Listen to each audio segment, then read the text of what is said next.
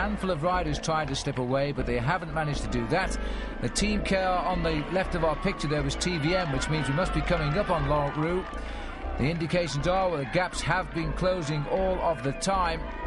Miguel Indurain, who was on the attack with Luc Leblanc 2 years ago, conceded the stage win, but really did kill off all of his rivals, sitting there near the front of the pack.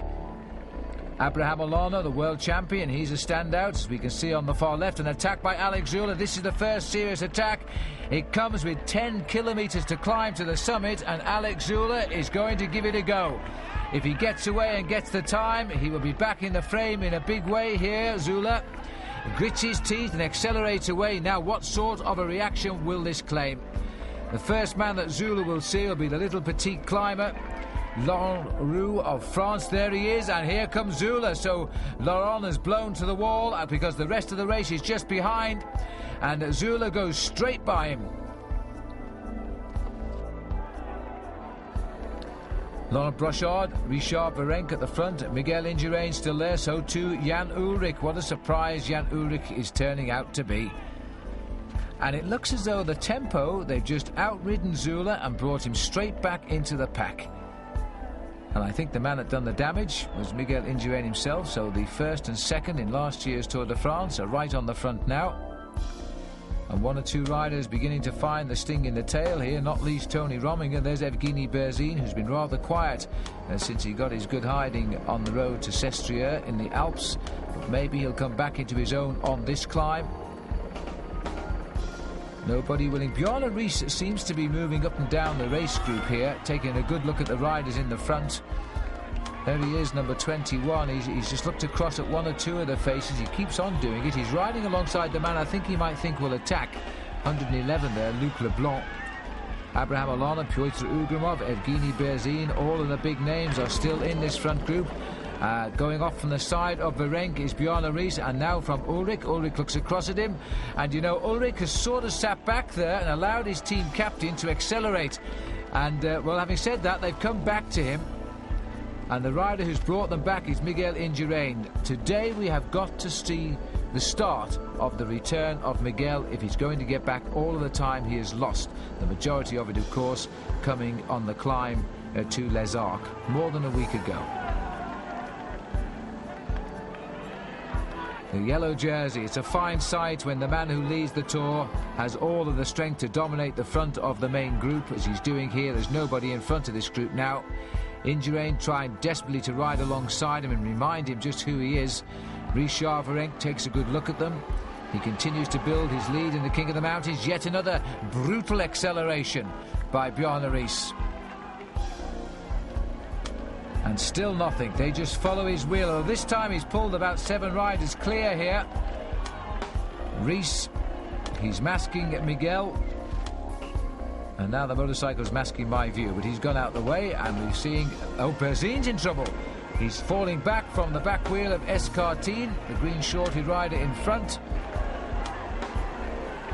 So Berzin again caught in the mountains, and this only the first day in the Pyrenees. The brutal days still lie ahead, the hardest days of the Tour undoubtedly, with the longest days to come to Pamplona, where we will actually race past the home of Miguel.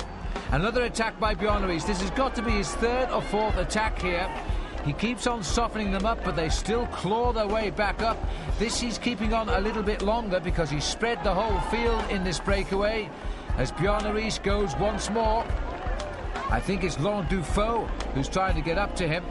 And Indurain is slipping down. He's lost the grip of first wheel up by the leader, Bjarne Riis. Indurain is moving back down the field here, and I wonder if he's cracked again.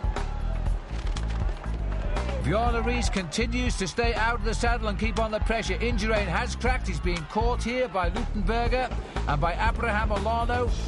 The 2 Spanish riders, 1st and 2nd in the World Championships and the World Team Time Trial last year, are now detached from the lead group by an inspired Bjarne Riis. This yellow jersey has done all of the attacking, and he's watched the riders tire one by one. He now has just 3 riders left behind him to worry about. There's still a long way to climb here. There's Dufaux, the 2 Festina riders, Richard Virenque, Luc Leblanc, memories now a little bit foggy of 2 years ago when he won the climb here. And it looks now as though the yellow jersey is playing the cards which will win in the Tour de France, because he really is showing them who is the best man. 5 kilometres to climb. He can pick up an awful lot of time, but then again he can also blow up. As Bjarne Riis heads up towards the summit. And the lone figure here of number 166, that is Leonardo Pipoli. And Laurent Dufaux having his best tour as well. Rocking and rolling a little bit. Brochard in the chase group now. Where is the... And here he is. I was saying about where's number 1. But Miguel Indurain is now being dispatched from the group that contains his Spanish countryman, Abraham Olano. Indurain, it seems, started this climb with the determination to show either himself or the race he was still very much in it, because he rode right on the front, but he could not take that third or fourth acceleration from Bjarne Riis. He's now under that 5 kilometres to go banner. His lead is nosing up. Bjarne Riis produced something special. And you know, in the story he told journalists just before Christmas, he said he knew how to beat Miguel Indurain. But before I tell you that story, there's Rominger with a bandage on his right knee. He has had 1 or 2 very nasty crashes, and I think that knee is now giving him trouble. He'll be a little bit surprised. He was dropped early on the climb. Now he's coming up behind Indurain, and I think he's going to try and accelerate right by Miguel. Miguel might lift his pace a little bit, but it doesn't look as though he can. Indurain just looks across because the road goes around to the right. Way up in the sky there. But to come back to my story about Bjarne Riis, he did say that he believes that Indurain could only hold his power for so long on the big climbs. If he could allow him just that time, he could then attack him and destroy him. And that's exactly what has happened today. Riis has never had such physical condition as this. He's proving to be a superb wearer of the maillot jaune. He's doing something, in fact, that Miguel Indurain never could do: win a road race stage while riding in the leader's yellow jersey. Indurain, by my notes now, is falling away from this year's Tour de France, and is happening on the entry to his own country in Spain. Rominger, an inspired return to the forward groups here, because now he's coming up on the next group, which contains Luttenberg and I think Abraham Olano. This is the chase group of Bjarne Riis, led by Laurent Dufaux, Richard Virenque, Luc Leblanc. Leonardo Pipoli is the 4th man who's done a good ride to get across. Rominger now the driving power in the chase group, trying to recuperate some of that lost time. They're not going to catch this man, though. He won at Sestriere to get the yellow jersey. He's now going to win his first day in the Pyrenees at Hautecam to increase his lead in it.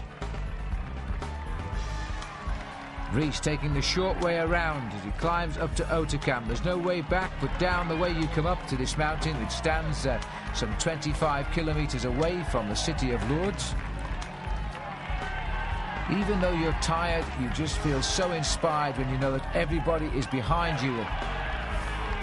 And what class! Virenque, Dufaux, Pipoli sitting here at the back as he rides behind the 3 Frenchmen, well, 2 Frenchmen and a Swiss, but 3 French-speaking riders. A massive crowd here at Hautecam who have followed this most interesting tour these last couple of weeks.